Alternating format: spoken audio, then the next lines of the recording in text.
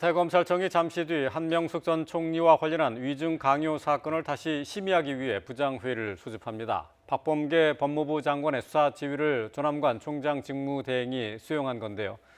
다만 조 대행은 공정성 담보가 필요하다며 대검 부장들뿐 아니라 일선 고검장들까지 회의에 참여하게 했습니다.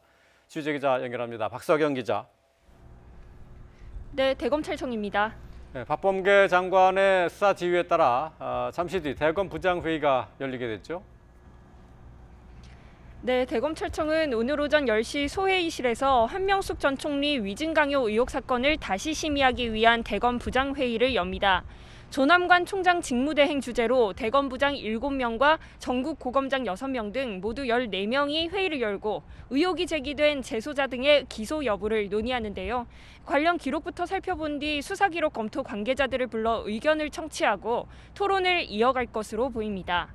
워낙 기록이 방대한 데다 종료 시각도 따로 정해지지 않아서 밤샘 토론 가능성도 있습니다.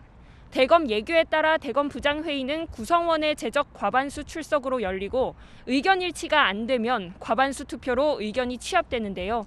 만약 기존 무혐의 처분이 뒤집힌다면 위증 강요 혐의를 받는 한 전 총리 사건 수사팀 검사들도 수사를 피하긴 어려울 전망입니다. 이번 회의 소집은 지난 17일 박범계 법무부 장관의 수사지휘권 행사에 따른 겁니다.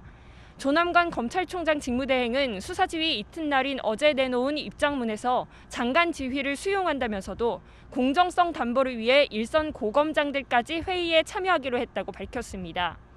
장관의 수사지휘를 수용하는 모양새를 갖추면서도 대검 부장들이 추미애 전 장관 당시 보임돼서 대부분 친여권 성향인 점을 고려한 것으로 풀이됩니다. 수사 지휘를 받아들이면서도 고검장 참여라는 일종의 묘수를 꺼내든 건데 부장회의에서 어떤 결과가 나올지 예측하기는 쉽지 않습니다.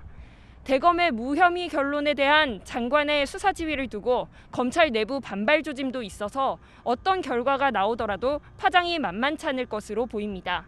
지금까지 대검찰청에서 YTN 박석영입니다.